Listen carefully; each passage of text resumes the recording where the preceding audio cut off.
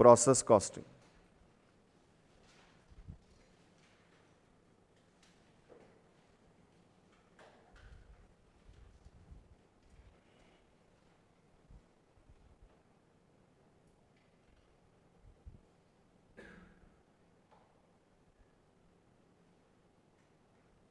Process costing, इसका costing से ज़्यादा रिलेशन नहीं है, काफ़ी कुछ ये अकाउंट्स जैसा है। एग्ज़ाम में दो चैप्टर जनरली ऑल्टरनेटिव चलते हैं, एक होता है प्रोसेस कॉस्टिंग का और एक होता है जॉइंट प्रोडक्ट बाय प्रोडक्ट। ये दो चैप्टर ऐसे हैं जो जनरली क्या होता है ऑल्टरनेटिव चलते हैं। ऑल्टरनेटिव चलने का मतलब हाँ, एक बार ये एक बार ये, और एग्ज़ाम पॉइंट ऑफ व्यू से वेटेज एवरेज आप 8 to 10 मार्क्स का वेटेज ले सकते हो। 8 से 10 नंबर का वेटेज का क्वेश्चन बनता है, बहुत इजी है।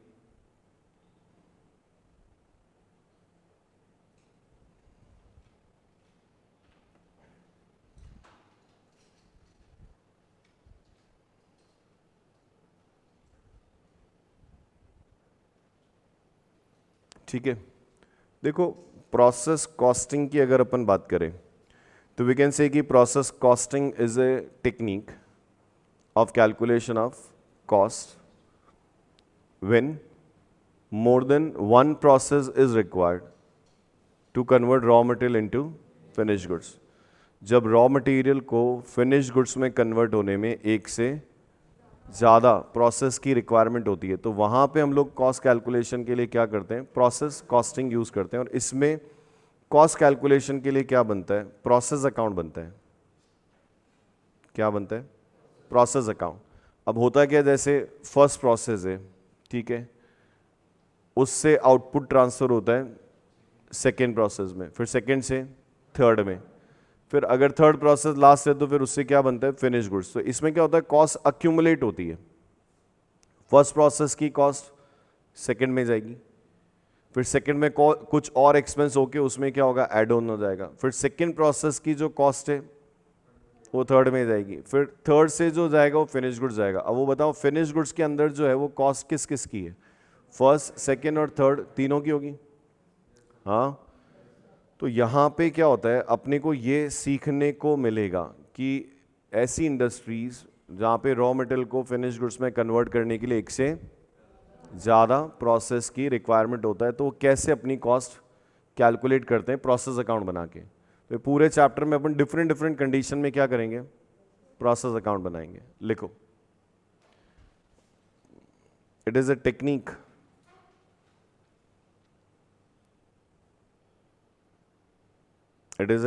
of calculation of cost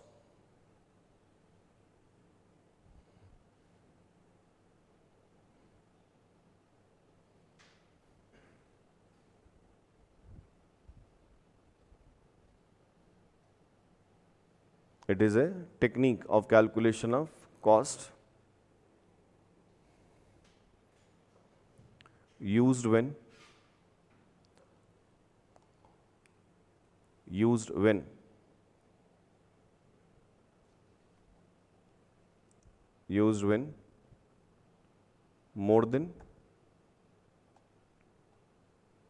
more than one process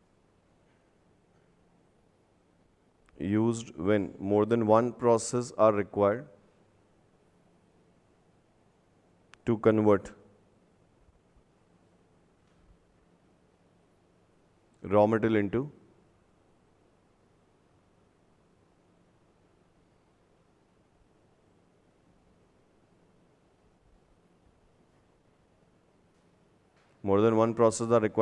raw material into finished goods। ठीक है, जनरली फ्लो क्या चलता है, अगर अपन इसको बोलें कि ये अपना क्या है, प्रोसेस फर्स्ट, तो इसमें क्या होता है, बेसिक मटेरियल इनपुट होता है, फिर प्रोसेस फर्स्ट का जो आउटपुट होता है ना, वो क्या होता है, प्रोसेस सेकेंड में ट्रांसफर होगा, फिर प्रोसेस सेकंड का जो आउटपुट है वो क्या होगा? प्रोसेस थर्ड में ट्रांसफर होगा। और अगर ये लास्ट प्रोसेस है तो यहाँ से जो बनेगा वो क्या होगा? फिनिश गुड्स, वेयर हाउस में ट्रांसफर हो जाता है। ठीक है, तो ये जो फिनिश गुड्स बना है ना, इसकी कॉस्ट में फर्स्ट, सेकंड और थर्ड तीनों प्रोसेस का कॉस्ट क्या है?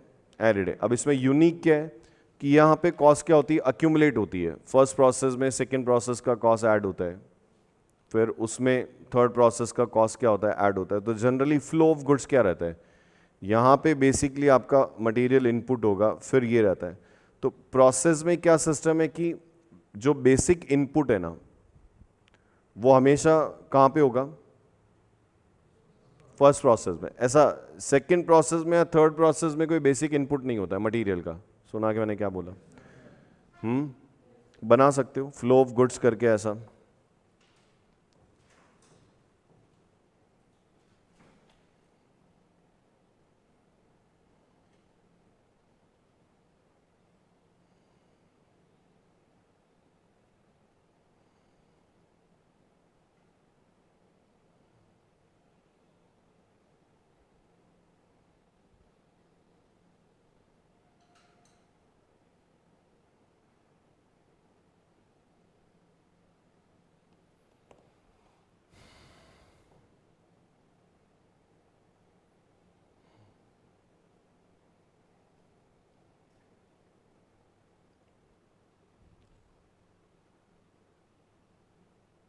हो गया?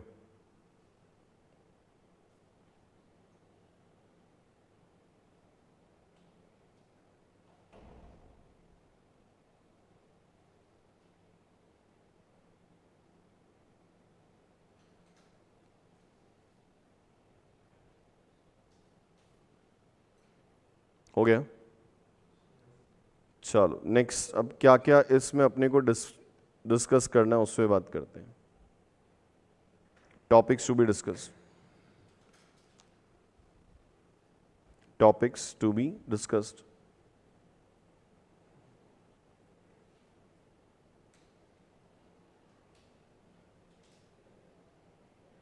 Topics to be discuss. First, format of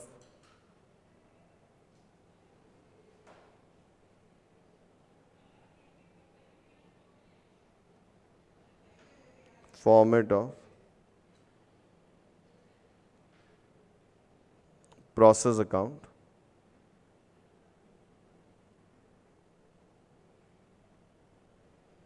normal loss account, abnormal loss account, an abnormal gain account,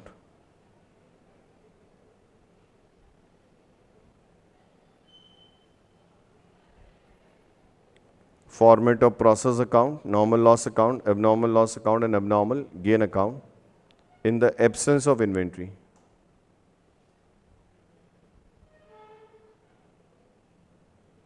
In the absence of inventory. मतलब जब किसी भी तरह की कोई इन्वेंट्री नहीं हो, raw material, WIP, finish goods, तब कैसे प्रोसेस अकाउंट बनाते हैं? Second,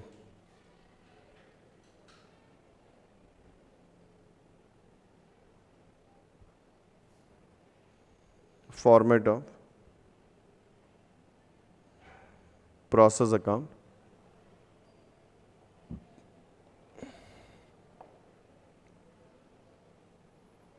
format of process account,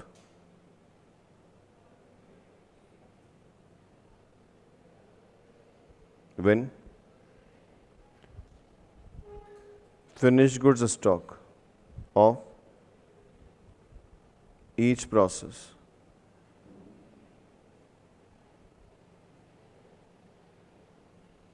are given in question.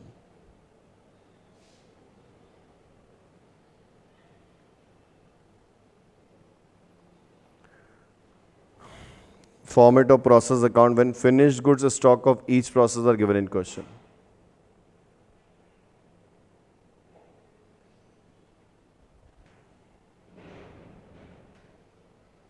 format of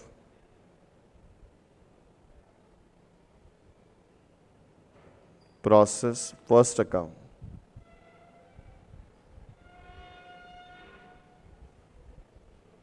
when WIP stock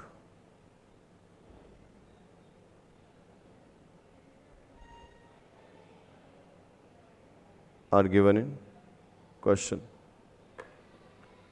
Format of process account when WIP stock are given in question.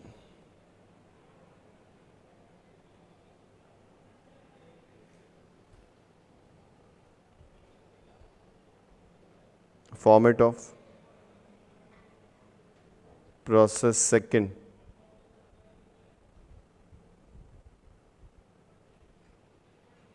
and subsequent process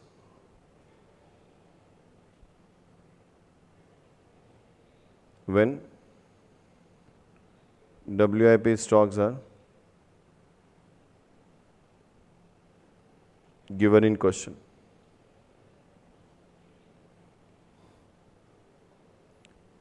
इसको बोलते हैं to material concept.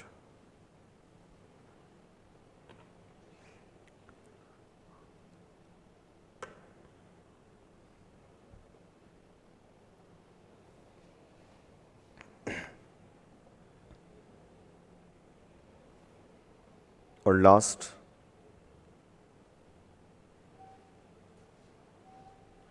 Format of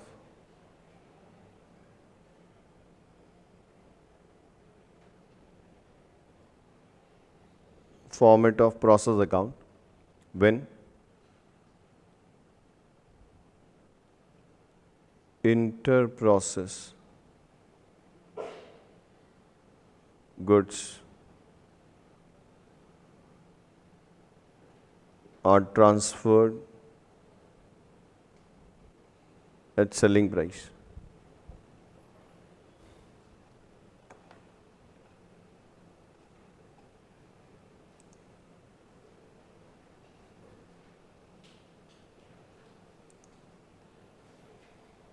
format of process account when inter process goods are transferred at selling price.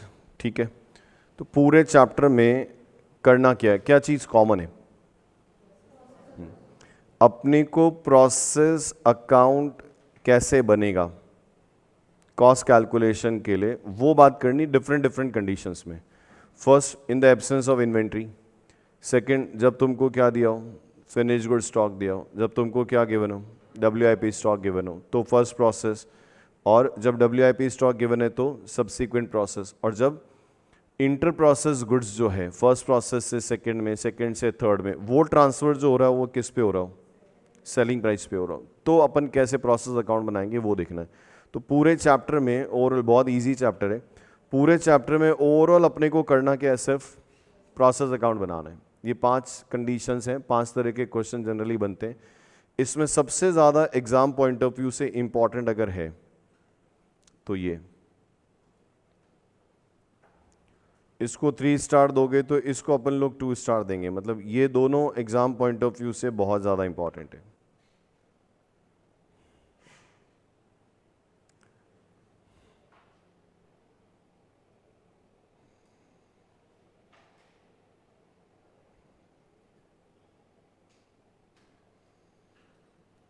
ठीक है, first heading डाल लो.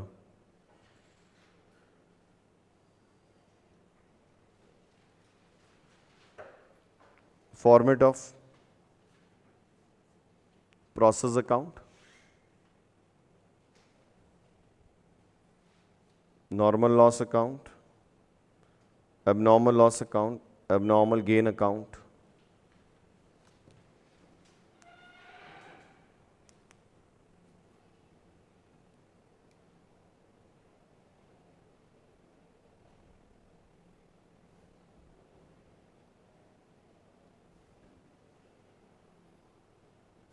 Format of process account, normal loss account, abnormal loss account और abnormal gain account. ठीक है,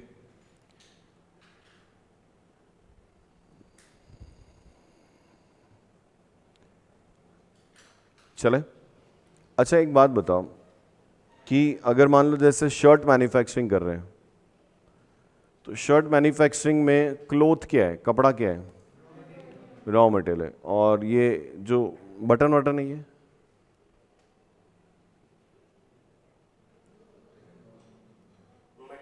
ये भी material ही है ना।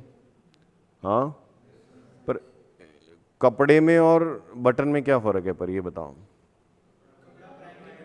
हाँ, कपड़ा जो है वो इनपुट है, जबकि बटन क्या है, एडिशनल मटेरियल है। कपड़े से नंबर ऑफ शर्ट्स पे फ़र्क पड़ता है, पर बटन से कोई भी, भाई एक शर्ट में 2 मीटर कपड़ा ही लगता है, तो 2 मीटर कपड़ा लगेगा तो एक शर्ट बनेगा, 4 मीटर कपड़ा इशू होगा तो 2 शर्ट बनेंगे। पर बटन से, बटन या जो स्टिचिंग के लिए जो धागा थ्रेड यूज़ हो रहा है, ये सब क्या है, ये भी तो मटेरियल ही है ना। तो एक तो होता है, एक होता है इनपुट जिसको बोलते हैं रॉ मटेरियल, और एक होता है डायरेक्ट मटेरियल। तो ये जो शर्ट में जो कपड़ा लग रहा है ये क्या है, ये रॉ मटेरियल है, ये बेसिक इनपुट है। और ये जो शर्ट में जो ये अपने बटन वटन लग रहे हैं या स्टिचिंग में जो थ्रेड यूज़ हो रहा है ये क्या है, डायरेक्ट मटेरियल, जिससे क्वांटिटी पे फ़र्क नहीं पड़ता है, बस वो फिनिश गुड्स को बनाने के लिए वो भी एक क्या है, मटेरियल है, लेकिन उससे फिनिश गुड्स की क्वांटिटी पे फ़र्क नहीं पड़ता है। समझे मैंने क्या बोला, बोलो। तो इसमें दो टर्म यूज़ होती है, एक होता है रॉ मटेरियल इनपुट, और एक होता है डायरेक्ट मटेरियल। तो थोड़ा सा अपने आप को समझा के रखना कि रॉ मटेरियल जो है वो नंबर ऑफ यूनिट्स को इफेक्ट करता है, जबकि डायरेक्ट मटेरियल तो सिर्फ उसको बनाने के लिए जो सेकेंडरी मटेरियल होते हैं उनको डायरेक्ट मटेरियल बोलते हैं। समझ गए? तो इस चैप्टर का पर्पस क्या है पढ़ने का, इस चैप्टर का पढ़ने का पर्पस क्या है अपना, क्या करना चाह रहे हैं अपन इस चैप्टर में, क्या कर क्या रहे हैं, क्या करना क्या है, अपने को कॉस्ट कैलकुलेट करनी है ना। जब रॉ मटेरियल को फिनिश गुड्स में कन्वर्ट करने के लिए एक से ज़्यादा मटेरियल की रिक्वायरमेंट होती है, तो हम लोग कॉस्ट कैसे निकालेंगे वो बात कर रहे हैं। उसके लिए हम लोग यहाँ पे क्या बनाते हैं, प्रोसेस अकाउंट बनाते हैं। तो अपने को यही सीखना है कि प्रोसेस अकाउंट बनाते कैसे। तो हमारा जो प्रोसेस अकाउंट बनता है ना, वो बेसिकली इस फॉर्मेट में बनता है।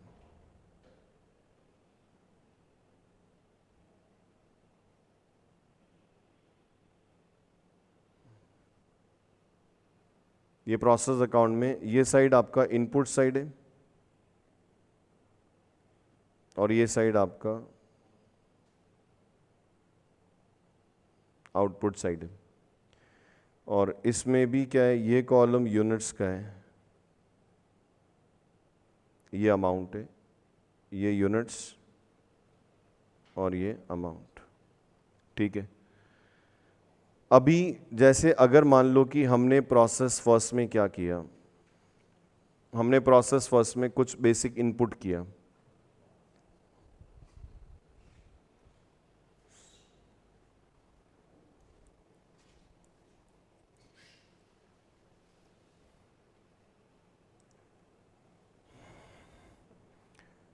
तो अपन लोगों ने क्या किया, जैसे कुछ रॉ मटेरियल इनपुट किया, ठीक है, कितने यूनिट का, 100 यूनिट, और उसकी कॉस्ट कितनी है, 10,000।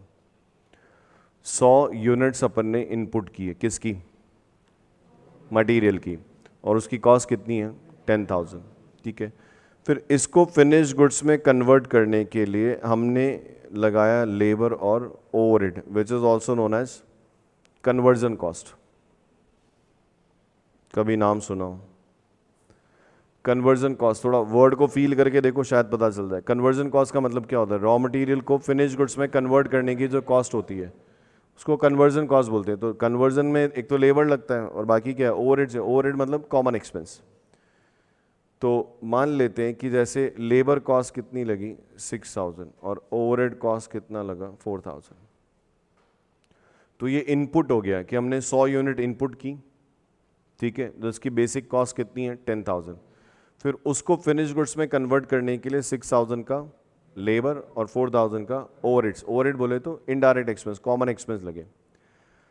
अगर मान लो ड्यूरिंग प्रोसेस कुछ भी लॉस नहीं हो, ड्यूरिंग प्रोसेस एक्टिविटी अगर कुछ भी लॉस नहीं हो, तो अगर आपने 100 यूनिट इनपुट किए तो आउटपुट भी 100 यूनिट का मिलेगा। तो मैं यहाँ क्या लिख सकता हूँ? अगर ये मेरा प्रोसेस फर्स्ट है तो मैं यहाँ लिख सकता हूँ बाय प्रोसेस सेकंड 100 यूनिट्स, और उसकी कॉस्ट कितनी होगी? 20,000। 10, 16 और 4 कितना? 20। अब नेक्स्ट प्रोसेस में क्या होगा? ये नेक्स्ट प्रोसेस के डेबिट में आ जाएगा 2 प्रोसेस 1, कितनी यूनिट्स? 100, और कॉस्ट कितनी है? 20। फिर सेकेंड प्रोसेस में जो और एक्सपेंस होगा वो उसमें क्या होगा? ऐड ऑन हो जाएगा। ठीक है, तो प्रोसेस अकाउंट बनाने का जो मेन पर्पस है वो क्या है पता है? इनपुट में जो खर्चा हुआ है उसको तुमको आउटपुट पे क्या करना है? चार्ज करना है। प्रोसेस अकाउंट के इनपुट में जो एक्सपेंस हो रहा है उसको आउटपुट पे क्या करना होता है? चार्ज करना होता है। तो ये एक ईजीएस्ट एग्जांपल है कि आपने 100 यूनिट इनपुट की जिसकी कॉस्ट 10,000 है, और उसको फिनिश गुड्स में कन्वर्ट करने के लिए लेबर कितना लगा? 6,000। ओवरहेड 4,000। अगर मान लो कोई लॉस एक्सपेक्टेड नहीं है, लॉस नहीं होता है, तो हम लोग क्या बोलेंगे कि 100 यूनिट जो बनी उनकी कॉस्ट कितनी है? 20,000। सही है गलत है बताओ? सही है। अब थोड़ा सा इसमें और ऐड ऑन करते हैं। जब भी कुछ चीज़ें प्रोसेस होती है तो क्या होता है? कुछ ना कुछ लॉस होता है। अब जैसे मान लो आप नॉर्मली चाय भी बनाते हो तो क्या होता है बताओ? चाय बनाते हो तो क्या होता है? जैसे मान लो आपने आधा कप पानी आधा कप दूध मिला के डाला, चाय बना रहे हो, तो तुमको क्या लगता है वो चाय बनने के बाद उतनी बनती है, कम बनती है? क्यों? हाँ, वो पानी वानी जो है थोड़ा बहुत क्या होता है? उड़ जाता है। बोलो। तो सिर्फ तुम्हारे साथ ही होता है? तुम ऐसे तो ये सब हमारे साथ ही क्यों होता है साला? एक कप चाय बनाने को जाते हैं यार, पौन कप ही चाय बनता है, 3/4 ही चाय बनता है। इसलिए जो समझदार होते हैं पहले क्या करते हैं? एक घूंट पानी ज़्यादा डाल देते हैं, उससे क्या होता है? एक कप बन जाती है, और तो क्या होगा? तो अभी प्रोसेस है भाई, ठीक है, पानी और दूध को यूज़ करके तुम लोग क्या करते हो? टी बनाते हो, चाय बनाते हो, तो प्रोसेस है। और उस प्रोसेस में क्या होता है? पानी थोड़ा बहुत क्या होता है? उड़ जाता है। और वो दूध में से हो चाहे वो पानी हो, उड़ता है वो। बोलो। तो क्या नॉर्मल है एबनॉर्मल है? नॉर्मल है, होता है, सबके साथ होता है, होता है ना? पर उसी का एक प्रोसेस है कि चाय बनने के बाद अपन उसको क्या करते हैं? छानते हैं। किस में? कप में? मुंह में? हाँ, किस में छानते हो? कप में छानते हो। तो कप में छानते वक्त चाय थोड़ी गिर गई, गिरती है क्या? नहीं, सबके नहीं गिरती है। तो नॉर्मल है एबनॉर्मल है वो? एबनॉर्मल है। वो पानी उड़ना तो नॉर्मल है, सबके साथ होता है। तुम बनाओ, मैं बनाऊं, ढक के बनाए, कैसे ही बनाए उड़ेगी, उड़ता ही है ना? पर वो चाय को जब आप कप में छानते हो तो छानते हो थोड़ी बहुत चाय क्या होती है? गिर जाती है। किसी से गिरती है, किसी से नहीं गिरती है, किसी से ज़्यादा गिरती है, किसी से कम गिरती है। ये क्या है? एबनॉर्मल है। तो ऐसे ही क्या होता है ड्यूरिंग प्रोसेस, जब तुम रॉ मटेरियल को फिनिश गुड्स में कन्वर्ट करते हो तो ऐसा होता है कि कुछ ना कुछ लॉस होता है। अब कुछ लॉस क्या होता है? एक्सपेक्टेड होता है कि भाई होता है, सबके साथ होता है। वो क्या है? Normal loss. वो नॉर्मल लॉस है। और जो बियॉन्ड एक्सपेक्टेशन होता है वो अब नॉर्मल है। अब तुम चाय को चढ़ा के चले गए आधे घंटे तक, क्या हालत होगी वो बता दो मेरे को? वो एक कप की इतनी सी मिलेगी नीचे। फिर अब तुमने कहा सर पानी तो उड़ता है, तो उड़ गया तो नॉर्मल है। तो नॉर्मल है तो ये नॉर्मल है क्या? ये इतनी चाय की इतनी सी रह गई, क्या है ये? एबनॉर्मल है। तो जो लॉस एक्सपेक्टेड है उससे ज़्यादा अगर लॉस होगा तो उसको क्या बोलेंगे? एबनॉर्मल लॉस बोलेंगे। बोलो, समझ गए? तो प्रोसेस में जब रॉ मटेरियल को फिनिश गुड्स में कन्वर्ट करते हैं तो जनरली कुछ लॉस एक्सपेक्टेड है, होते ही हैं, और कुछ लॉस क्या होते हैं? बियॉन्ड एक्सपेक्टेशन होते हैं, उनको हम लोग बोलते हैं एबनॉर्मल लॉस। अभी मान लो, सबसे पहले तो फिर वापस वही नाम लेना पड़ेगा कंसाइनमेंट का, जिसने कंसाइनमेंट ढंग से पढ़ा हो। नॉर्मल लॉस की कभी कोई वैल्यू नहीं होती है। नॉर्मल लॉस की कॉस्ट हमेशा गुड यूनिट्स चार्ज करती है। नॉर्मल लॉस की वैल्यू होती ही नहीं है। वैल्यूएशन हमेशा किसका होता है? एबनॉर्मल लॉस का होता है। अच्छा एक बात बताओ, सेम वही एग्जाम्पल जो कंसाइनमेंट में अपन लेते हैं। अगर मान लो आप फ्रूट सेलर हैं, कौन है आप? फ्रूट सेलर हैं, फ्रूट सेल करते हो। आप क्या करते हो? होलसेल में फ्रूट लाते हो और रिटेल में उसको सेल करते हो। आपका डेली का सिस्टम है कि आप 10 फ्रूट्स का एक पैकेट लाते हो। कितने फ्रूट्स हैं? 1 2 3 4 5 6 7 8 9 10। 1 2 3 4 5 6 7 8 9 10। इस पैकेट में कितने फ्रूट्स आते हैं? 10। ये इस पैकेट का ग्रिप हैंडल, ठीक है। तुम लोग होलसेलर से ये लेके आते हो और फिर इसको 1 बाय 1 एक एक करके क्या करते हो? रिटेल में सेल करते हो। अब मान लो आप ये 900 रुपये में लेके आते हो, तो जो समझदार है आप बताओ, 900 रुपीज़ तुम देते हो 10 पीसेस के लिए, तो यूं देखा जाए तो पर पीस कॉस्ट कितनी है? 90 है। पर होता क्या है हमेशा कि ये जो, अब जब अपन होलसेल में इतना, घर पे भी कभी लेके आते हो, कभी देखा हो तो क्या होता है बताओ?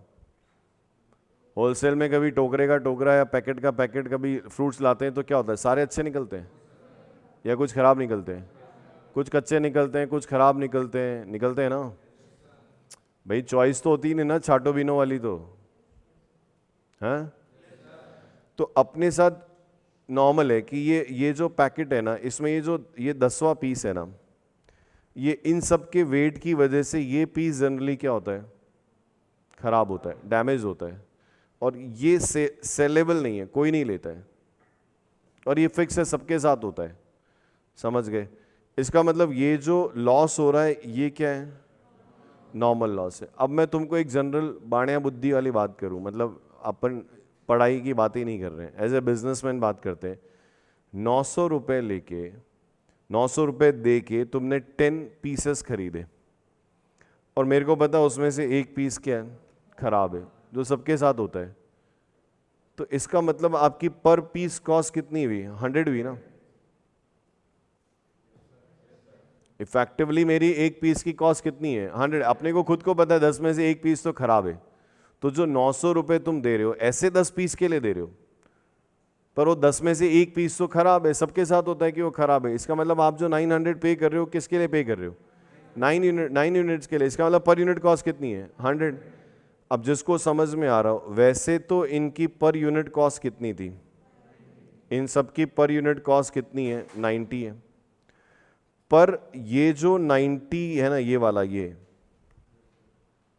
अब ये तो कभी सेल होगा नहीं, ये सेल होगा नहीं, तो इसका पैसा वसूलोगे कहां से? फिर गुड यूनिट्स पे चार्ज कर दो।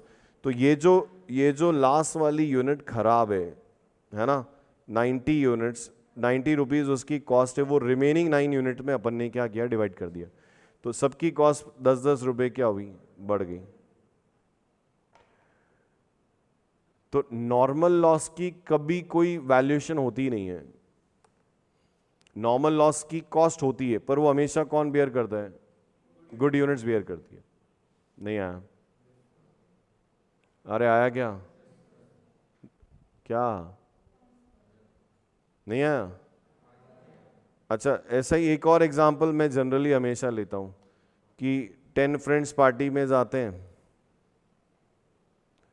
एक ने पहले ही कह दिया क्या नहीं खाऊंगा, वो नहीं, पैसा नहीं है।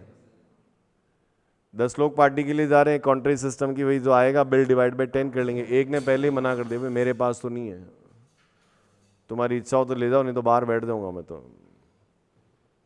फिर तुम क्या बोलोगे? वह बैठ आ रहे हैं, वो कह रहा हाँ ठीक है। क्या बोलोगे? ऐसे दोस्त हो तुम लोग? क्या बोलेंगे? ध्रुव चल आजा, चल तू भी चल। चले गए साहब 10 लोग, बिल आया, वही मान लो 900 रुपये का बिल आया। अब 900 डिवाइड में 10 करोगे तो कैसे चलेगा? 900 डिवाइड बाय 10 कर दिया तो 90 हो गया। 90 सबसे ले लिए, वो लास्ट वाले से मांग रहे हो तो मैं तो पहले ही मना कर दिया, मारने कौन है? फिर वो देगा क्या? नहीं देगा ना। तो क्या करोगे फिर? उसको 10 माइनस 1 ही करना पड़ेगा ना। बोलो यार।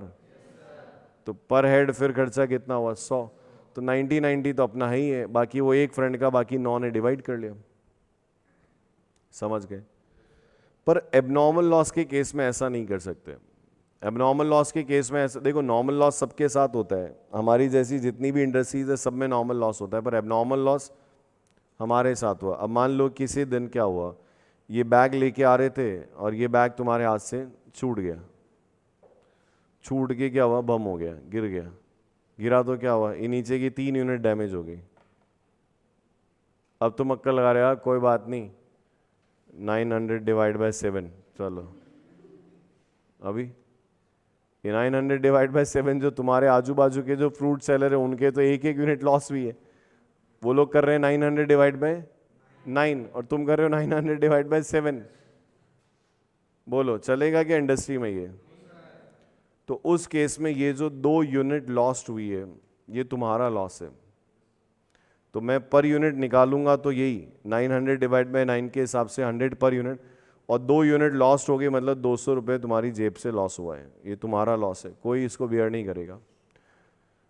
तो मैं एबनॉर्मल लॉस की जो कॉस्ट है ना वो गुड यूनिट्स पे चार्ज नहीं कर सकता, उससे क्या होगा मेरा पर यूनिट कॉस्ट बहुत बढ़ जाएगा, और कॉम्पिटिटिव मार्केट में वो पॉसिबल नहीं है, क्योंकि नॉर्मल लॉस सबके साथ होता है पर एबनॉर्मल अपने साथ हुआ है।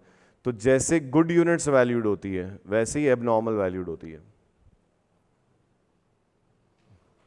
क्या बोला समझ में आया? क्या? जैसे गुड यूनिट्स वैल्यूड होती है वैसे ही एबनॉर्मल। अब जिसको वो कंसाइनमेंट याद हो, इन्वेंट्री वैल्यूएशन किया था, याद है अपन ने एक फॉर्मेट बनाया है हमेशा, यूनिट्स पर्टिकुलर अमाउंट। तो नॉर्मल लॉस होता है तो क्या होता है, यूनिट्स कम हो जाती है, उसका अमाउंट नील होता है। तो नॉर्मल लॉस होने के बाद क्या होता है, पर यूनिट कॉस्ट क्या होती है, बढ़ जाती है, पर यूनिट कॉस्ट बढ़ जाती है। समझ गए? अब इस केस में यहां पे अगर अपन बात करें तो मान लेते हैं कि 10 यूनिट का नॉर्मल लॉस एक्सपेक्टेड है। इसका मतलब अगर आप 100 यूनिट इनपुट करोगे तो 10% नॉर्मल लॉस एक्सपेक्टेड है, इसका मतलब आपका यहां पे नॉर्मल लॉस एक्सपेक्टेड है कितना, 10, और आपको फिनिश गुड्स मिला है कितना, 90।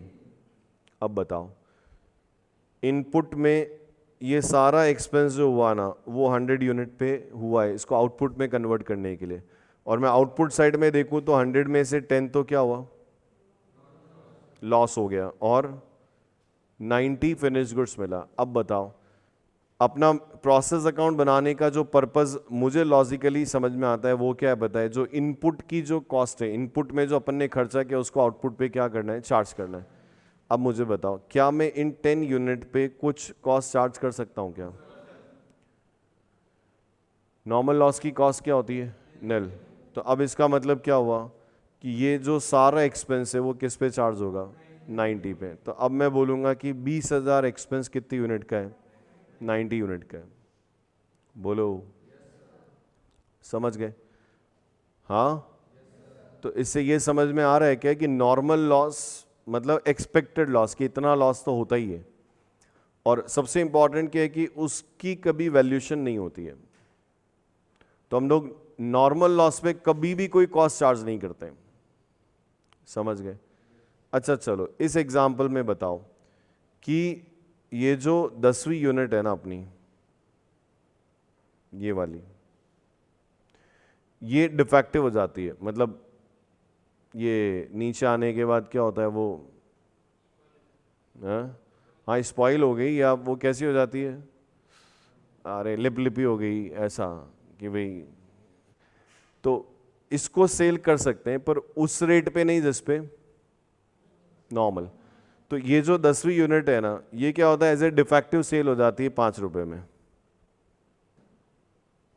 कितने में? नहीं 5 तो कम हो गया, 50 में चलो।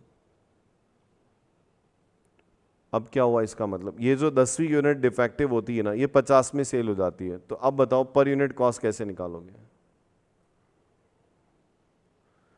टोटल कॉस्ट कितनी है, 900, कितनी यूनिट्स की, 10, इसमें से 1 यूनिट नॉर्मल लॉस है, ठीक है, और उससे मुझे 50 रियलाइज हो जाता है। इसका मतलब नहीं समझ में आ रहा, जेब से कितने गए, अरे जेब से कितने गए? ये 10 यूनिट्स को खरीदने के लिए कितना पेमेंट किया? 900। ठीक है, और मुझे पता है कि ये जो डिफेक्टिव यूनिट है इससे मुझे कितना मिल जाता है? 50। तो 900 में से 50 तो मुझे वैसे ही रियलाइज हो रहा है ना। अब क्या करोगे? बाकी जो 850 बचा हुआ है वो 9 में डिवाइड करोगे ना। अरे यार कैसे लोग हो यार। 10 लोग पार्टी करने जाते हैं, एक ने बोल दिया कि भाई मैं तो, मेरे पास तो 50 रुपए ही हैं, मैं तो 50 ही दूंगा। फिर तो क्या करोगे? क्या 900 रुपए का बिल बना तो क्या करोगे? 900 रुपए के बिल का 900 में से 50 उससे ले लेंगे, ला भाई तू तो ला। फिर बाकी क्या करेंगे? 10 माइनस 1 में डिवाइड कर देंगे। अरे जब इससे कुछ नहीं मिल रहा था तो यही तो हो रहा था। और अब मिल रहा है तो क्या हुआ? जो मैंने कॉस्ट इनकर किया वो नॉर्मल लॉस की रियलाइजेबल वैल्यू से क्या हुआ? कम हो गया ना।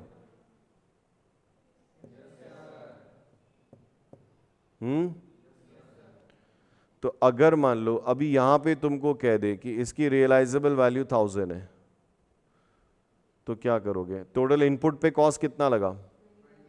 20। अब 20 में से एक्सपेक्टेड है कि भाई 1000 तो मेरे को इससे ही मिल जाएंगे, तो इसका मतलब जो फिनिश गुड्स बना उसकी कॉस्ट कितनी है? 19 है। बोलो यार। तो नॉर्मल लॉस का क्या ट्रीटमेंट होता है? नॉर्मल लॉस से यूनिट्स कम हो जाती है, और नॉर्मल लॉस की वजह से मेरी कॉस्ट भी क्या होती है? कम हो जाती है। देखो बच्चों, तुम तो इतने पढ़े लिखे हो, जो लोग पढ़े लिखे नहीं होते उनको भी अगर पूछे ना अपन लोग, तो वो तुमको लॉजिकली बता देंगे हाँ भाई ये ट्रीटमेंट होना चाहिए। तो नॉर्मल लॉस का ट्रीटमेंट क्या है? नॉर्मल लॉस से क्या होता है? एक तो यूनिट्स कम हो जाती है, और जो उसकी रियलाइजेबल वैल्यू उससे मेरी क्या होगी? कॉस्ट कम हो जाएगी। सीधी बात है, मैंने 20,000 का खर्चा किया और मैं उसमें से 1,000 रियलाइज कर लूंगा, तो जो बची हुई यूनिट है उनकी कॉस्ट कितनी हुई? 19 ही हुई ना। थोड़ा और एडिशन चलते हैं। ठीक है, इनपुट कितना किया बताओ मेरे को? इनपुट कितना यूनिट्स का किया? 100 का। नॉर्मल लॉस कितना एक्सपेक्टेड है? तो आउटपुट कितना आना चाहिए?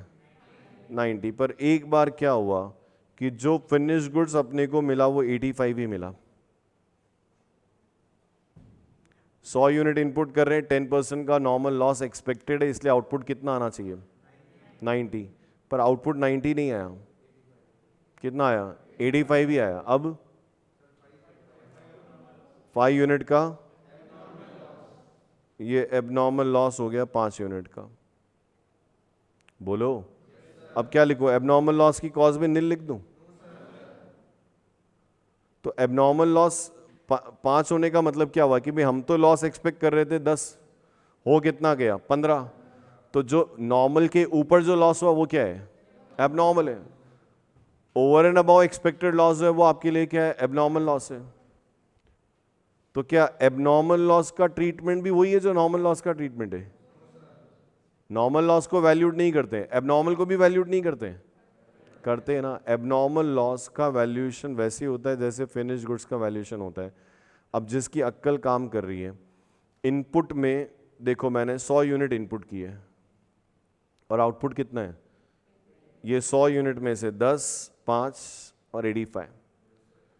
तो मुझे इनपुट को क्या करना है? आउटपुट पे 10:5:85 में डिवाइड करना होता अगर मैं नॉर्मल लॉस पे भी कॉस्ट चार्ज करता। क्या रे? क्या? ये जो सारा एक्सपेंस है ना ये वाला, ये मैं 10:5:85 में डिवाइड करता अगर मैं नॉर्मल लॉस को भी क्या करता? वैल्यूड करता। पर नॉर्मल लॉस कभी भी वैल्यूड नहीं होता है। अब बताओ क्या होगा? ये जितना भी खर्चा है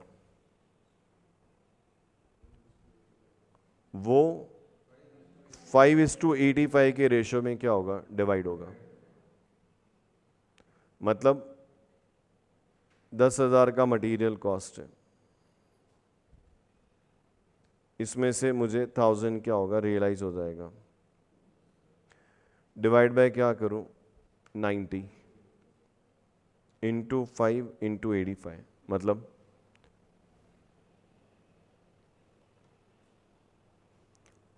क्या क्या किया? ये 10,000 का मटेरियल, उसमें से 1,000 क्या हो गया? रियलाइज हो गया, as a normal loss realise हो जाएगा। तो ये 9,000 क्या होगा? 90 यूनिट्स में डिवाइड होगा ना। तो ये डिवाइड बाय 90 करोगे तो क्या होगा? पर यूनिट आएगा ना ये। फिर इंटू 5 करोगे तो एबनॉर्मल पे कितना मटेरियल लगा वो आएगा, और इंटू 85 करोगे तो फिनिश गुड्स पे कितना मटेरियल लगा वो आएगा। बोलो। और इसी तरह से मैं क्या करूंगा? 6,000 के खर्चे को 90 यूनिट्स में डिवाइड करूंगा, तो ये मेरा पर यूनिट लेबर कॉस्ट आ गया। इंटू 5 करूंगा तो एबनॉर्मल पे लेबर कॉस्ट आ जाएगा, और इंटू 85 करोगे तो फिनिश गुड्स पे आ जाएगा। और 4,000 का ओवरहेड है। जो समझदार है वो क्या करेंगे? 4,000 को डिवाइड बाय 9,000 इंटू 5 और 85। बोलो क्या कर रहे हो यार? आ रहा है क्या? तो ये इंटू 5 जब करोगे और इसका सम करोगे तो ये क्या होगा? एबनॉर्मल का मटेरियल, लेबर और ओवरहेड आ जाएगा। और ये इंटू 85 करेंगे तो फिनिश गुड्स का मटेरियल, लेबर, ओवरहेड आ जाएगा। बोलो। तो करना क्या है? जो इनपुट है उसको आउटपुट पे चार्ज करना है प्रोपोर्शनेटली। और क्या करोगे? अब आउटपुट में 3 चीजें होती है, नॉर्मल लॉस होता है, एबनॉर्मल लॉस होता है, फिनिश गुड्स होता है। अब नॉर्मल लॉस पे कोई गुड्स चार्ज कॉस्ट चार्ज होती नहीं है, तो जो भी खर्चा होगा वो क्या किस पे चार्ज होगा? इन्हीं पे चार्ज होगा ना। अब इन सब में क्या कॉमन है बताओ? तुम बताओ। ये सारा एक्सपेंस, चाहे मटेरियल हो, चाहे लेबर हो, चाहे ओवरहेड हो, ये सब डिवाइड किससे हो रहा है?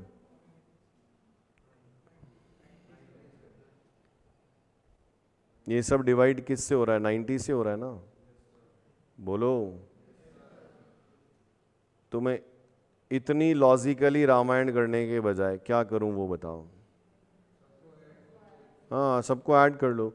अब कुल मिला के फंडा इतना सा है कि इनपुट पे खर्चा कितना हुआ? 20,000। उसमें से रियलाइज कितना हुआ? 1,000। कितना बचा? 19,000। ये 19,000 इन दोनों पे 5:85 में डिवाइड करना है। अच्छा, मैं बोलूं किसी भी चीज को 2:5 में डिवाइड करना है, तो आप उसको डिवाइड टोटल कितने से करोगे? 7 से। अभी प्रॉफिट शेयरिंग रेशियो इज 3:5, तो प्रॉफिट को डिवाइड बाय 5 ही करोगे ना। 8 से डिवाइड करेंगे। समझ गए? अगर बोला जाए प्रॉफिट को 2:3 में डिवाइड करना है, तो प्रॉफिट डिवाइड बाय 5, फिर इंटू 2 इंटू 3, यही तो होता है।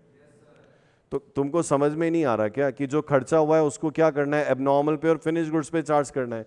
तो ये जो भी मेरा खर्चा हुआ कितना? 20,000 में से 1,000 रियलाइज हो जाएगा, तो कितना बचा? अब अल्टीमेटली ये जो 19,000 है मटेरियल, लेबर, ओवरहेड मिला के, वो मुझे इन दोनों में क्या करना है? 5:85 में डिवाइड करना है। तो मैं इसको डिवाइड बाय 90 करूंगा, तो बस हो गया। ये मेरे को पर यूनिट मिल गया। कितना आ रहा है? 19,000 डिवाइड बाय 90, 211। अब ये जो 5 यूनिट है ये 211.11 से मल्टीप्लाई कर लो। कितना लिखूं? 1056। और बचा हुआ इस पे चार्ज कर दो। 85 इंटू 211.11 करना है। 17944। तो इससे मुझे पता चल गया, क्या पता चल गया? कि जो फिनिश गुड्स नेक्स्ट प्रोसेस में ट्रांसफर हो रहा है 85 यूनिट्स का, उसकी वैल्यू कितनी है? 17,944। और बाकी ये मेरा नॉर्मल लॉस है, और ये उससे 5 यूनिट ज़्यादा लॉस हुई है। क्या फ़र्क है इन दोनों में बताओ? कुछ नहीं, टोटल 15 का लॉस हुआ है। पहला 10 है, नॉर्मल है, और उसके ऊपर 5 जो हुआ वो अब नॉर्मल है। नहीं है? देखो लॉजिकली अगर समझोगे ना, तो मुझे सीधा सा करना क्या है? प्रोसेस अकाउंट में इनपुट में जो एक्सपेंस हो रहा है ना, उसको आउटपुट पे क्या करना है? चार्ज करना है।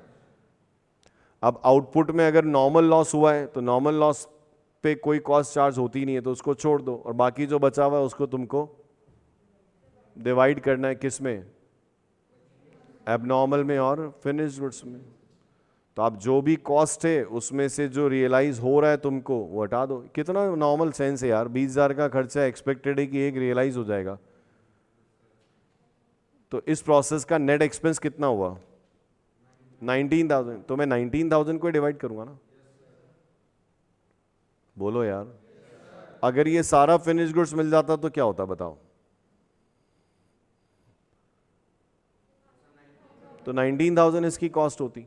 अब कुछ एबनॉर्मल हो गया, कुछ फिनिश गुड्स हो गया, तो बस उसको प्रोपोर्शनेटली ले लो 5 और 85 के रेशियो में। मतलब फंडा इतना सही है कि ये जो मटेरियल कॉस्ट है ना, इनको इन पे चार्ज करना है। अब क्योंकि इस पे तो चार्ज होता नहीं है, इसलिए इसको क्या करना है, इन पे चार्ज करना है। ये जो लेबर की कॉस्ट है ना तुम्हारी, ये इसको भी इन पे चार्ज करना है। और जो तुम्हारी ओवरहेड की जो कॉस्ट है ना, इनको भी इस पे क्या करना है, चार्ज करना है। तो कुल मिला के ये जो खर्चा है 10,000 माइनस 1,000, 19,000 को तुमको इन दोनों पे 5:85 के रेशियो में क्या करना है, डिवाइड करना है। क्योंकि एबनॉर्मल लॉस क्या वैल्यूड नहीं होता है? होता है, होता है। एबनॉर्मल लॉस वैसे ही वैल्यूड होता है जैसे क्या होता है, गुड यूनिट्स वैल्यूड होती है। बोलो, आया समझ में? हाँ, पक्का। अभी अगर मान लो यहां पे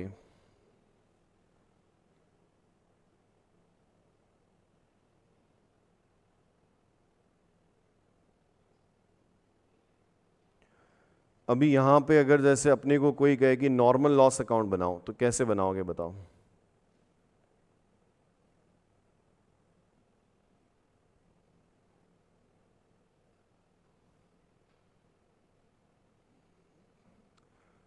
कैसे बनाओगे नॉर्मल लॉस?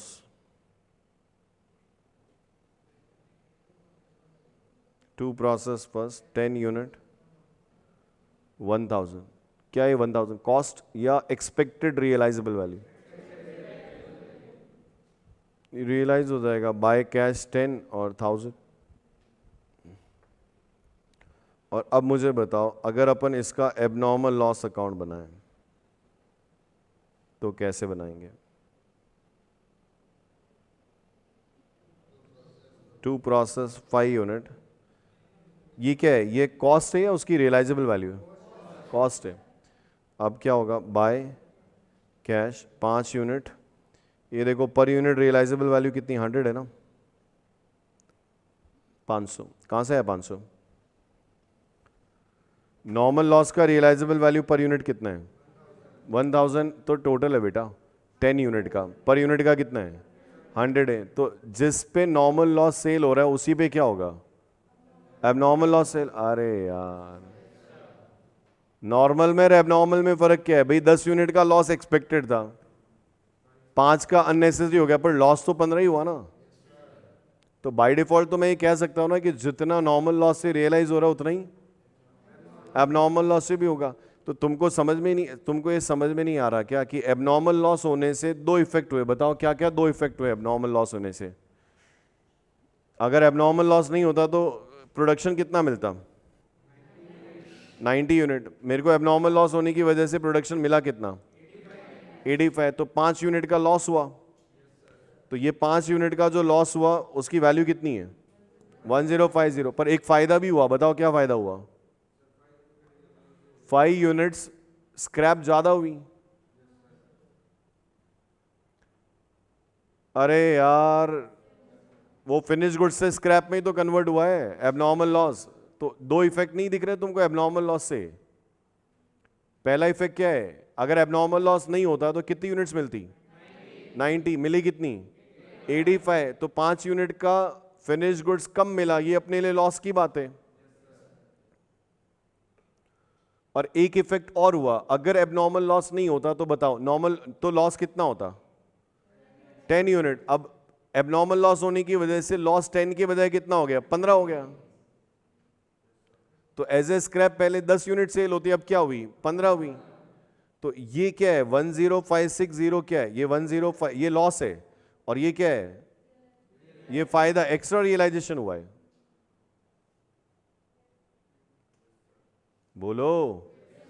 तो अल्टीमेटली मेरे को जो लॉस हुआ वो कितना हुआ? वो लॉस यहां से क्या होगा, पीएनएल में चला जाएगा 5 5, 6 शायद, जो भी है, सही है क्या?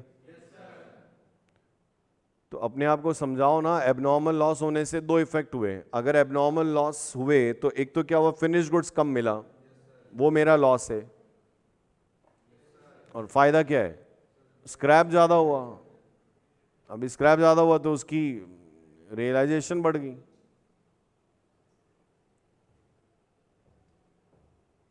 क्या आया समझ में? तो नॉर्मल लॉस में तो ठीक है, ये यहाँ पे क्या हुआ, ये बराबर हो गया। पर एबनॉर्मल लॉस में क्या हुआ, 5 यूनिट्स एबनॉर्मली लॉस्ट होने की वजह से फिनिश गुड्स कम मिला, जिसका वैल्यू कितना है, 1056, और इसकी वजह से मुझे 5 यूनिट का स्क्रैप ज़्यादा हुआ। तो 5 यूनिट का स्क्रैप जो ज़्यादा हुआ है वो मेरे लिए प्रॉफिट है, और फाइनली ये मेरे को 556 का लॉस हो गया। बोलो, समझ गए? डाउट बोलो।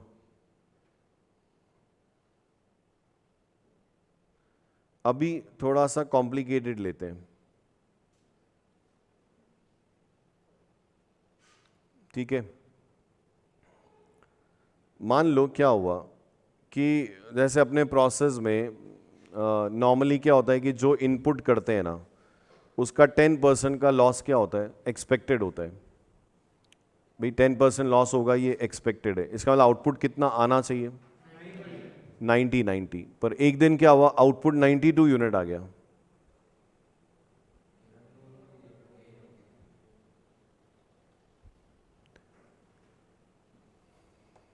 समझे क्या हुआ? किसी भी रीज़न से अच्छा मटेरियल था, या सुपरविज़न अच्छा था, या जो भी रीज़न था, तो नॉर्मली पास एक्सपीरियंस क्या है, पास एक्सपीरियंस तो ये है कि अगर 10 यूनिट्स, अगर आप 100 यूनिट इनपुट करते हो तो 10 का क्या होता है, लॉस होता है, और आउटपुट कितना मिलता है, हाँ 90 आउटपुट मिलता है। पर एक दिन क्या हुआ, आउटपुट 92 मिल गया। अब बताओ, ये इस केस में इधर क्या होगा, एबनॉर्मल गेन आएगा 2 यूनिट। अब क्या होता है, जैसे एबनॉर्मल लॉस वैल्यूड होता है वैसे एबनॉर्मल गेन। ये 2 यूनिट क्या फिनिश गुड्स ही तो है, हाँ। अब जब पर यूनिट कॉस्ट निकालोगे तो निकलेगा तो वैसे ही। कैसे, देखो 100 में से तुम कह रहे हो कि 10 का क्या है, लॉस एक्सपेक्टेड है। 100 में से 10 का लॉस एक्सपेक्टेड है, तो आप कॉस्ट तो 90 पे ही चार्ज करोगे ना। क्या यार, क्या यस सर? तो अब अगर आप कॉस्ट पर यूनिट कैलकुलेट करोगे, कॉस्ट पर यूनिट कैलकुलेट करोगे तो क्या होगा, 20,000 रुपए का खर्चा हुआ, उसमें से एक्सपेक्टेड है कि कितना रियलाइज हो रहा है, 1000। ये डिवाइड बाय क्या होगा, 90। देखो ना, तो एबनॉर्मल लॉस की वजह से मेरी कॉस्ट पे फर्क पड़ता है, ना एबनॉर्मल गेन की वजह से, क्योंकि वो तो हमारे साथ हुआ है। अरे इसको डिवाइड बाय 90 करोगे तो क्या होगा बताओ, इसको डिवाइड बाय 92 करेंगे तो क्या होगा, कॉस्ट का अननेसेसरी कॉस्ट कम हो जाएगी ना तुम्हारी। ये जो एबनॉर्मल गेन है तुम्हारे साथ हुआ है, सबके साथ होता है, ये अपने साथ हुआ है। तो अगर आप कॉस्ट डिवाइड बाय 92 करोगे तो क्या होगा, कॉस्ट अननेसेसरी कॉस्ट क्या होगी, कम हो जाएगी ना। तो ना तो एबनॉर्मल लॉस की वजह से मेरी कॉस्ट पर यूनिट बढ़ती है, और ना एबनॉर्मल गेन की वजह से कॉस्ट पर यूनिट कम होना चाहिए। तो ये डिवाइड तो उससे ही होगा, 90 से ही। सुना क्या बोला, ये जो डिवाइड होगा ये तो 90 से होगा। अब ये तुम्हारा कितना रहा था, 211.11। अब ये वैल्यूड होगा 211.11 पे, तो 2 इंटू 211.11, 422। और ये जो बचा हुआ है ये @211 के हिसाब से आ गया। अरे तुमको समझ में आना चाहिए कि ये 2 यूनिट इसी में से ही तो है।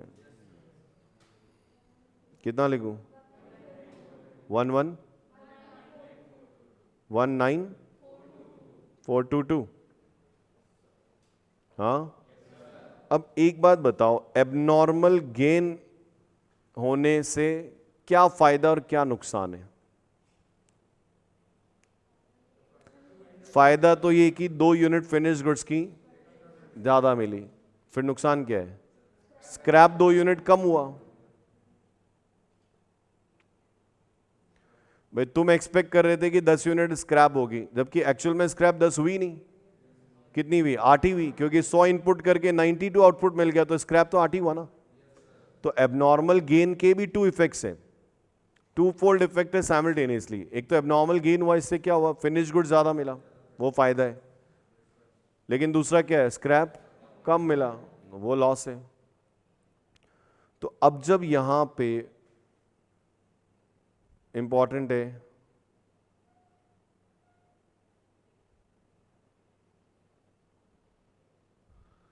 अब जब यहां पे नॉर्मल लॉस अकाउंट बनाओगे तो कैसे बनाओगे वो बताओ। 2 प्रोसेस 10 यूनिट और 1000। अब बताओ, बाय कैश 8 और 800।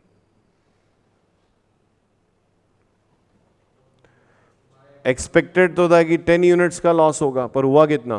8 ही। और अब ये जो यहां से 2 यूनिट का स्क्रैप कम रियलाइज हुआ, ये जाएगा एबनॉर्मल गेन। एबनॉर्मल गेन में क्या कन्वर्ट हुआ? एबनॉर्मल, ये एबनॉर्मल गेन है, वो किससे कन्वर्ट हुआ? कहां से? एबनॉर्मल गेन कहां से आया?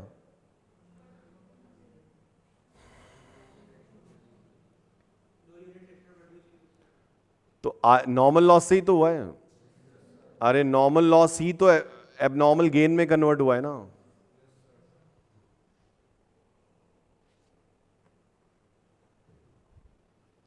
तुम्हारे को लॉस एक्सपेक्टेड था कितना? 10, हुआ कितना? 8। तो 2 यूनिट जो नॉर्मल लॉस कम हुई, वो गई कहाँ? एबनॉर्मल गेन हो गई। तो अब जब मैं एबनॉर्मल गेन अकाउंट बनाऊंगा तो यहां पे क्या होगा? 2 नॉर्मल लॉस, 2 यूनिट की रियलाइजेबल वैल्यू 200, ये नुकसान है। 2 यूनिट का स्क्रैप कम हुआ, 200 रुपये कम रियलाइज हुए, ये लॉस है। और बाय प्रोसेस 2 यूनिट 422। तो एबनॉर्मल गेन की वजह से फायदा कितना हुआ? 422 का फायदा हुआ और 200 का क्या हुआ? लॉस हुआ। अब ये जो नेट बेनिफिट है वो यहां से क्या होगा? पीएनएल में चला जाएगा।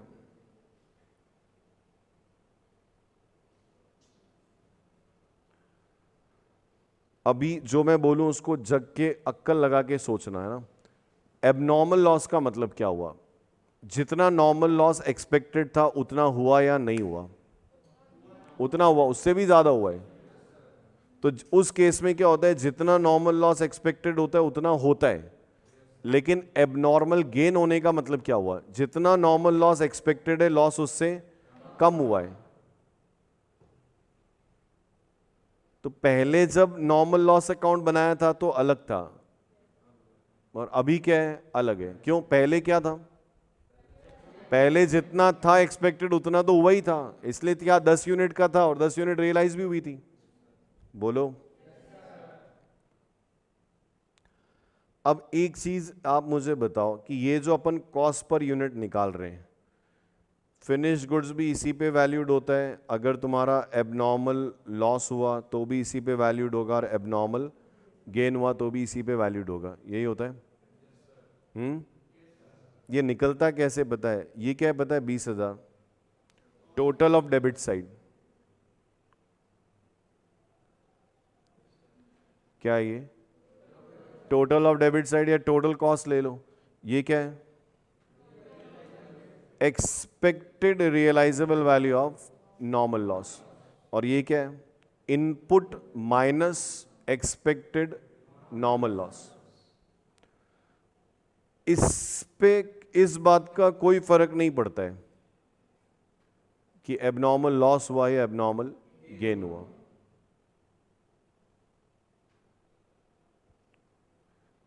और पढ़ना भी नहीं चाहिए। क्यों? क्योंकि वो जो एबनॉर्मल लॉस हुआ है या जो एबनॉर्मल गेन हुआ, वो किसके साथ हुआ है? वो सिर्फ अपने साथ हुआ है, लोगों के साथ थोड़ा हुआ है। तो कॉस्ट तो नॉर्मल बेस पे निकलनी चाहिए ना। तो अभी तुम मुझे बताओ कि अगर मैं प्रोसेस अकाउंट का फॉर्मेट बनाऊं तो कैसे बनाऊंगा?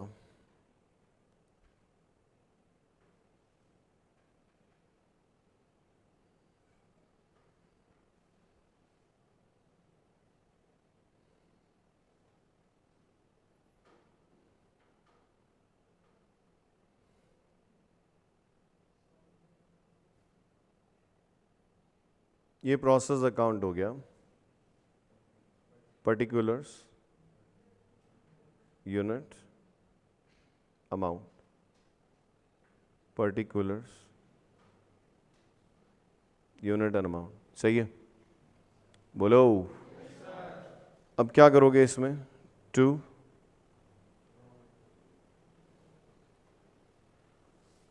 रॉ मटेरियल की यूनिट्स आती है और अमाउंट आता है।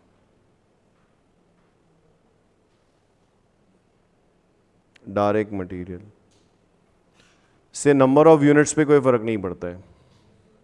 फिर लेबर और ओवरहेड। जनरली ये सब क्वेश्चन में क्या होता है? गिवन होता है, ये गिवन होता है। अब इधर क्या होता है? Normal loss, actually expected.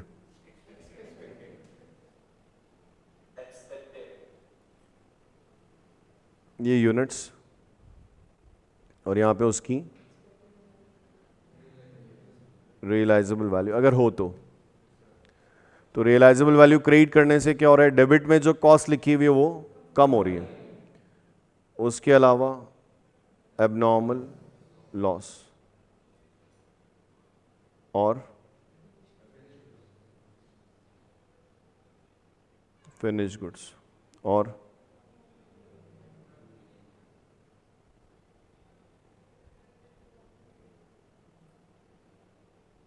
abnormal gain.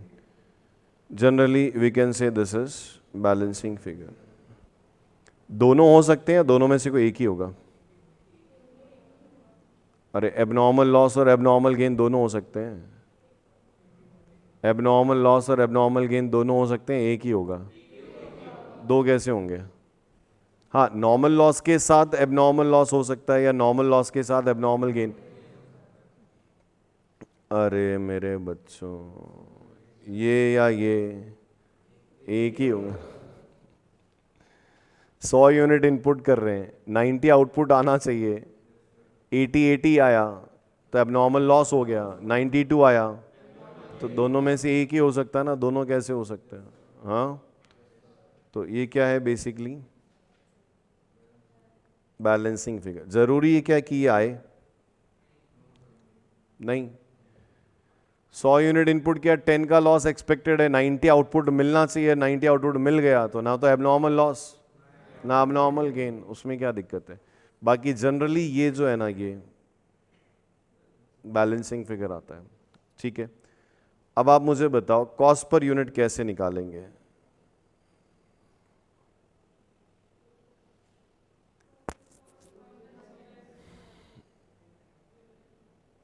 Total cost minus expected realizable value of normal loss divide by input minus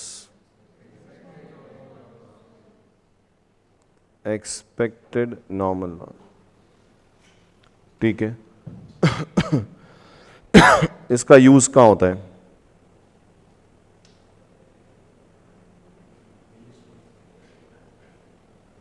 use for valuation of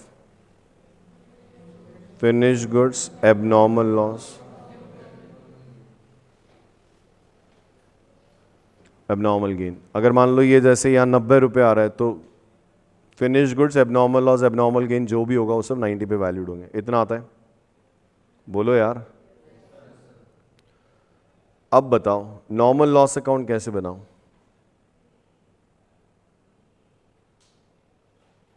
क्या लिख रहा हूं देखना है ना। इन the absence of abnormal gain. Abnormal gain नहीं हुआ इसका मतलब क्या हुआ? एबनॉर्मल गेन नहीं हुआ इसका मतलब क्या हुआ? जितना जितना लॉस एक्सपेक्टेड था उतना हुआ है। तो इधर क्या होगा? टू प्रोसेस अकाउंट और इधर बाय कैश। ये बराबर हो जाएगा। और नॉर्मल लॉस अकाउंट,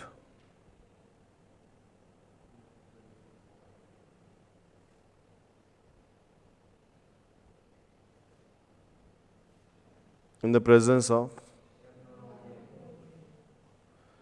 अब जो समझदार है, अक्लमंद है, वो अपने आप को समझाओ कि अगर एबनॉर्मल गेन हुआ है, इसका मतलब यही हुआ कि नॉर्मल लॉस कम हुआ है।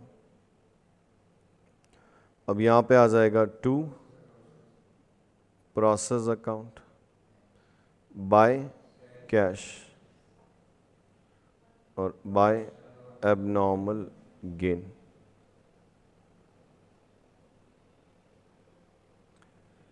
आया क्या? और अभी यहां पे एबनॉर्मल लॉस अकाउंट बनाना हो,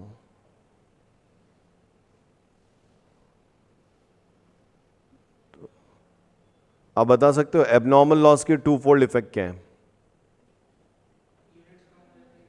हाँ, एक तो ये तो हो गई इसकी कॉस्ट, मतलब एबनॉर्मल लॉस हुआ, इसका मतलब फिनिश गुड्स कम मिला और स्क्रैप बढ़ गया, तो बाय कैश।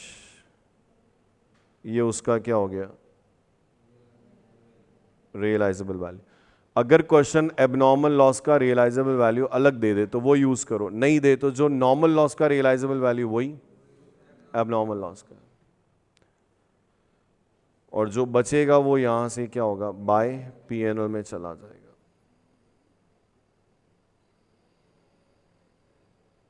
आया क्या? तो और एबनॉर्मल गेन कैसे बनेगा वो बताओ। एबनॉर्मल गेन हुआ है, इसका मतलब ही यही है कि नॉर्मल लॉस कम हुआ है। तो एबनॉर्मल गेन होने से फायदा क्या है? फिनिश गुड ज़्यादा मिलता है, और लॉस क्या है? स्क्रैप कम होता है। तो ये एबनॉर्मल गेन अकाउंट में जाओगे तो unit amount, unit and amount, ठीक है, बाय प्रोसेस, ये तो हो गया फायदा, और टू नॉर्मल लॉस अकाउंट, ये जो स्क्रैप कम रियलाइज हुआ, और टू पीएनएल। तो ये मेरा बेसिकली क्या है? प्रोसेस अकाउंट, ठीक है। और ये हो गया अपना normal loss account in the absence of abnormal gain और in the presence of abnormal gain. और ये हो गया अपना एबनॉर्मल लॉस और एबनॉर्मल गेन अकाउंट। ये बेसिक फॉर्मेट है, मतलब in the absence of any inventory, किसी भी तरह का कोई जब इन्वेंट्री नहीं होता है तो फिर ये इस तरह से अपने को प्रोसेस अकाउंट बनाना पड़ता है। आया समझ में? बोलो पक्का? बनाओ, फॉर्मेट बनाओ।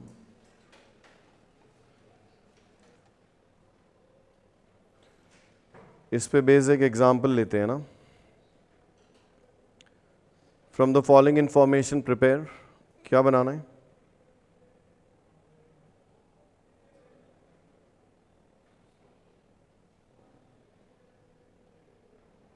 Process account, normal loss account, abnormal loss account, and abnormal gain account.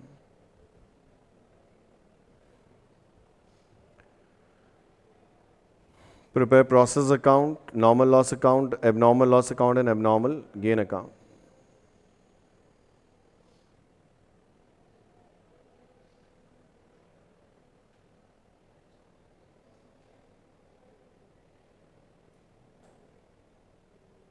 Process first, second, third.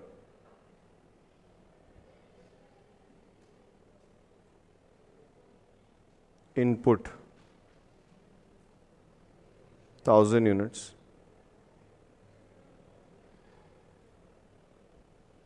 $20,000. Input 1000 units और उसकी वैल्यू कितनी? 20,000। Direct material 10,000,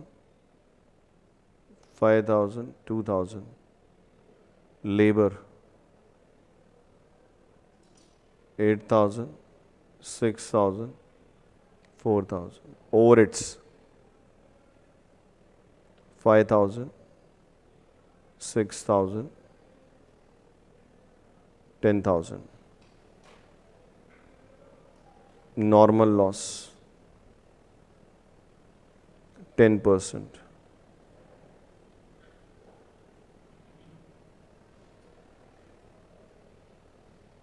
Output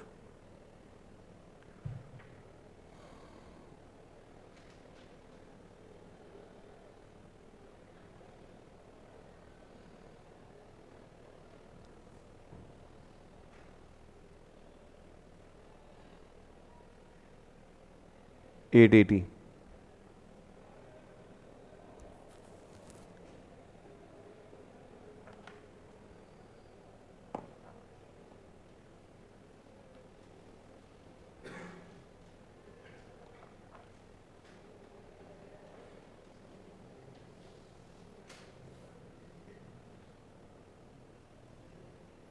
Three 850.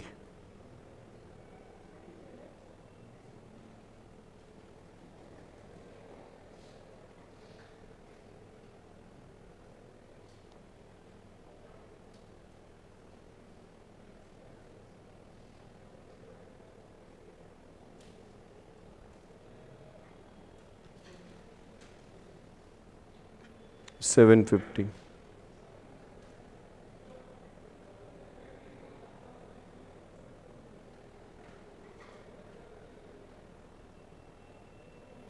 Realizable value of loss per unit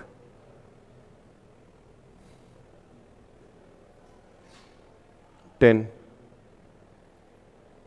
15, 20, 10, 20, 30 कर लो. चलो क्या करना है अपने को इससे? Process first account, process second account, process third account, और फिर बाद में अपने को लॉस, जो नॉर्मल लॉस, एबनॉर्मल गेन है, वो बनाने हैं. तीनों प्रोसेस अकाउंट अलग अलग बनेंगे. लॉस अकाउंट आप एक साथ बना सकते हो. इनका बनाओ.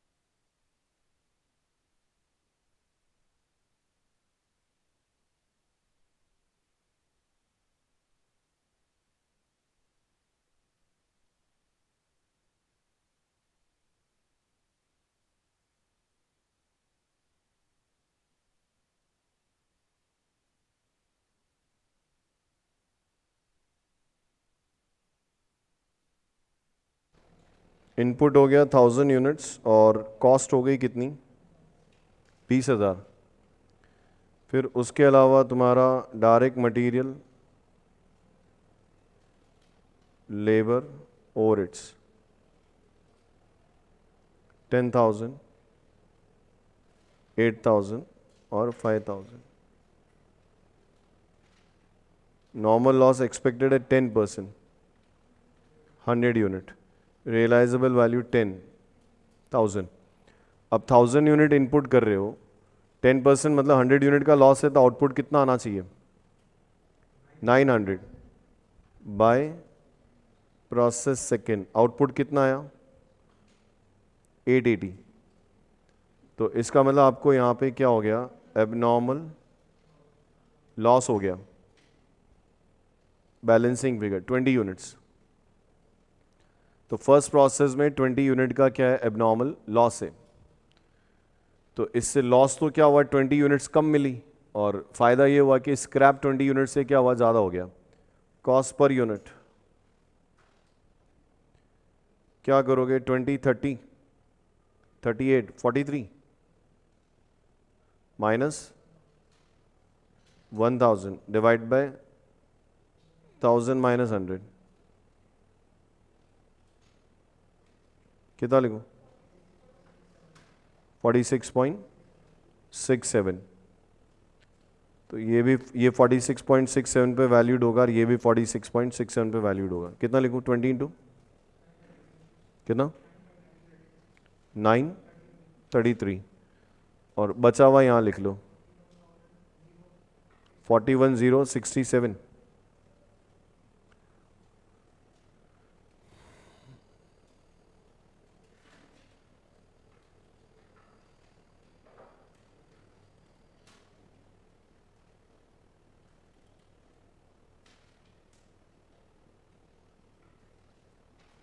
Process second account. To process first 880 units 41067। सही है। इसके अलावा मटेरियल लगा, लेबर और ओवरहेड्स लगा। इसमें मटेरियल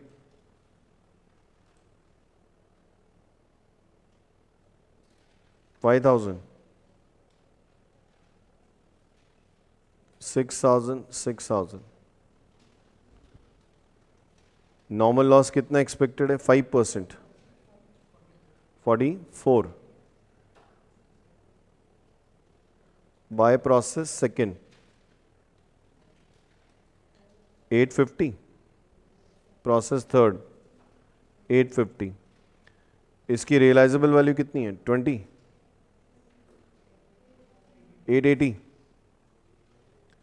क्या आ रहा है? गेन आ रहा है क्या? क्यों गेन क्यों आ रहा है? जितना आउटपुट आना चाहिए उससे आउटपुट क्या है? ज़्यादा है। कितना है gain?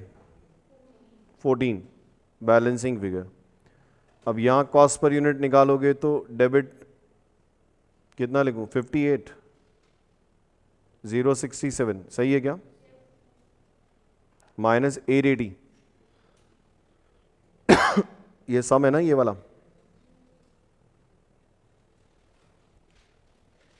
880 minus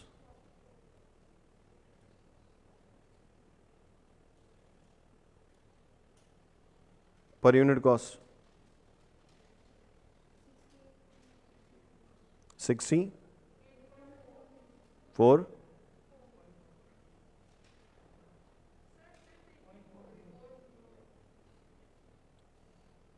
14 into 68.40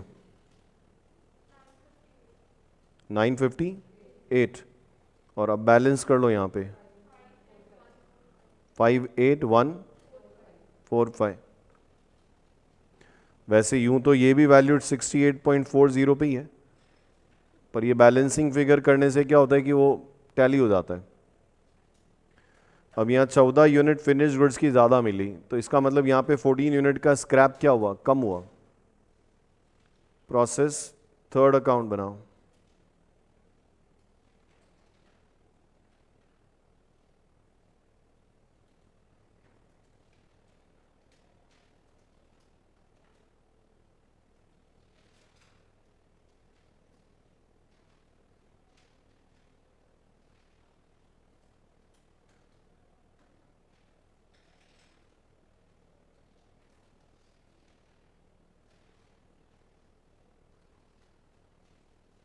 to process second कितनी यूनिट्स है?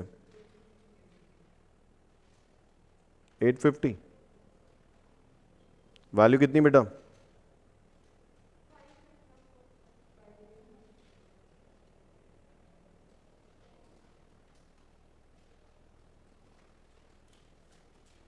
टू 410।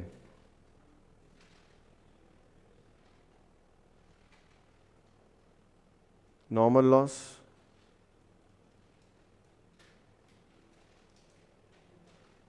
कितना है? 85 बाय फिनिश गुड्स अकाउंट 750। क्या एबनॉर्मल लॉस है? कितना? 15। नॉर्मल लॉस का रियलाइजेशन वैल्यू कितना है? 30। 25 2550। कॉस्ट पर यूनिट निकालो 10 60 74 145 माइनस 2550 डिवाइड बाय 850 माइनस 85 कितना 93.59। तो ये वैल्यूड हो जाएगा 93.59 पे और ये भी 93.59 पे।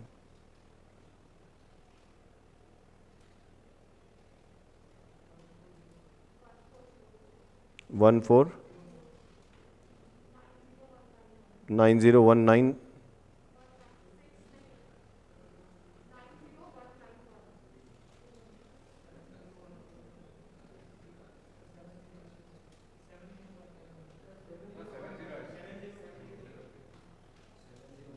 70191।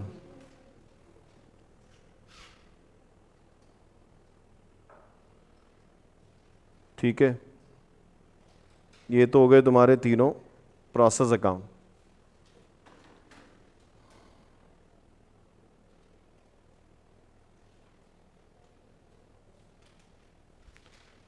नॉर्मल लॉस अकाउंट,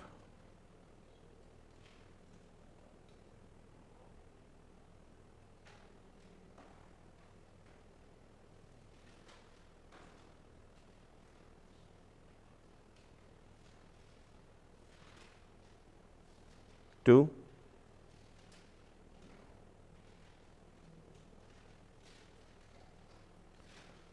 प्रोसेस 1 से आया 100 यूनिट और 1000।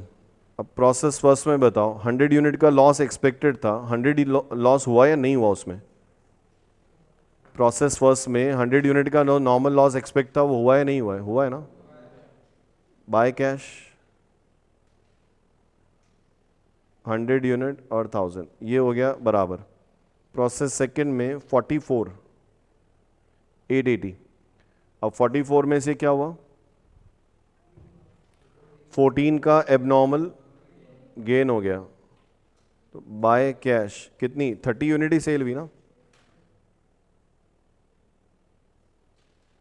एट द रेट ऑफ 20 600 और by abnormal gain 14 unit abnormal gain में कन्वर्ट हो गई एट द रेट ऑफ 20 के हिसाब से 280 और 2 प्रोसेस 3 कितना नॉर्मल लॉस है? 85 और उसमें 85 का लॉस हुआ भी है ना। 2550 बाय कैश 85,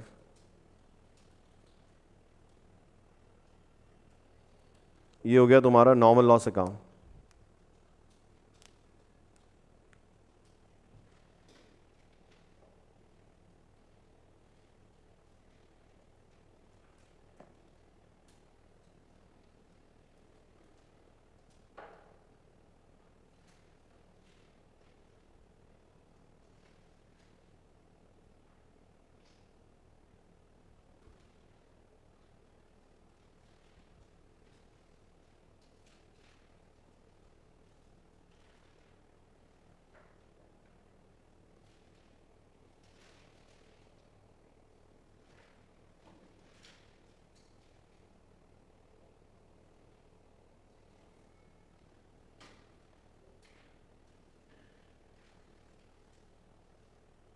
हो गया।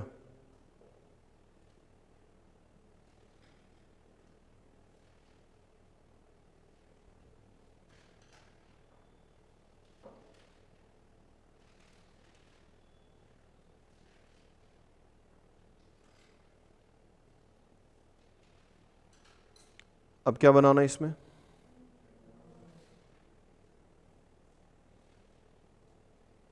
Abnormal loss account.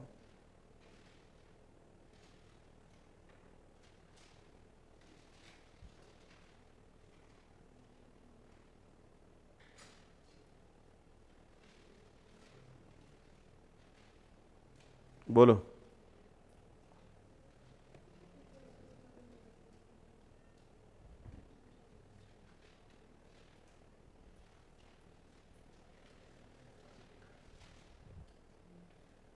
To process first 20, 933 उसकी कॉस्ट है, by cash 20, realisable value first process का 10 है, तो 933 का तो लॉस हुआ और 200 का प्रॉफिट हो गया। अब चाहो तो एक साथ पीएनएल में डाल दो अमाउंट या अलग अलग डालो, बात एक ही है। 2 बाय पीएनएल, अगर इसका बैलेंस करें तो 733 हो गया, आया क्या? और 2 प्रोसेस थर्ड 15, 1404 उसकी कॉस्ट है, बाय कैश 30, 450।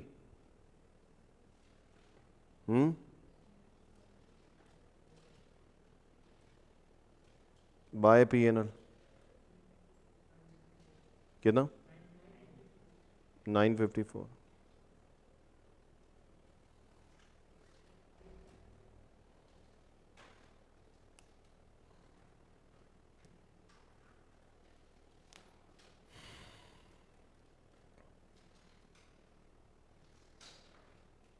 आया समझ में? एक और लिखो एग्जांपल। एबनॉर्मल गेन नहीं बनाया, बना लेते हैं।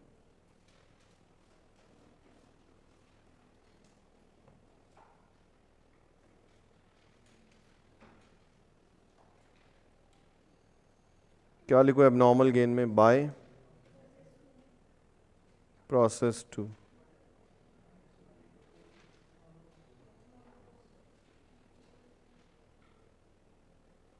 कितना यूनिट का? 14। कितनी वैल्यू? 9 to normal loss 14, 678।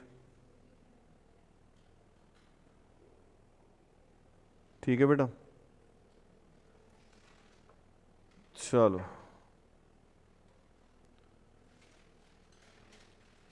लिखो वही same, prepare process account, normal loss account, abnormal loss account and abnormal gain account.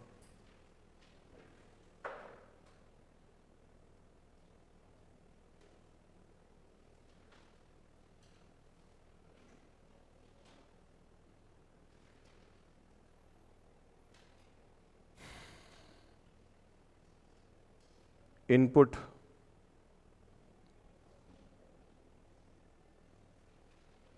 To 200 units, 30,000।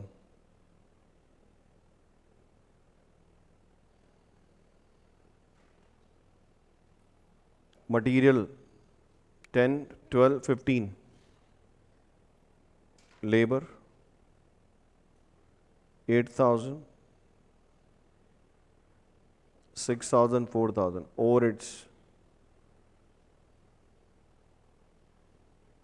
12, 15, 10।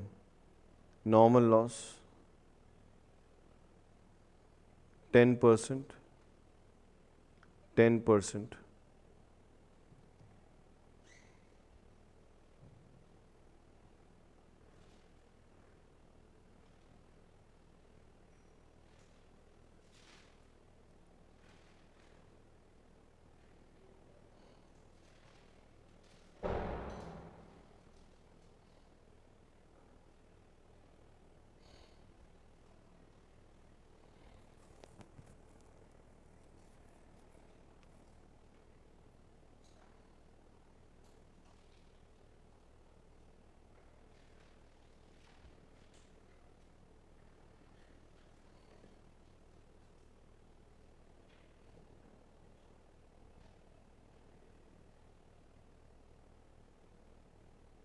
One 170 unit,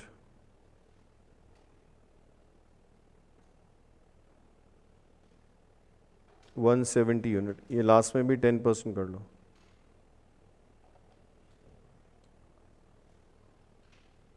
150 realisable value per unit.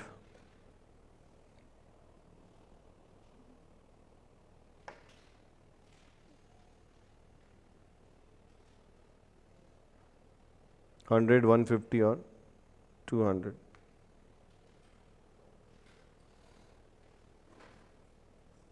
ठीक है, क्या बनाना है इससे अपने को? Process first, second, third, normal loss, abnormal loss और एबनॉर्मल गेन अकाउंट। कर लोगे?